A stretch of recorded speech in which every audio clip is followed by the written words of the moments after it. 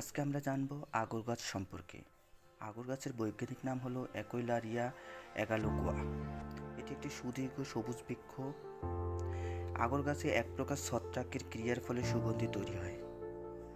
আরব প্রাচ্যে এই 1 কেজি কাঠের মূল্য প্রায় 2 লক্ষ টাকা। বাংলাদেশের সিলেটে আগর গাছের বৃক্ষ অনেক বেশি দেখা যায়। আগরে কীটন রয়েছে। কীটন চুলকানি রোধক ও সংক্রামী রোধক হিসেবে অনেক বেশি কার্যকর। অনেকে অতিরিক্ত গরম বা অতিরিক্ত ঠান্ডা পানিতে ভুগলে আগর গাছের গুঁড়ো গরম পানিতে করে খেলে এটা প্রতিরোধ হয়।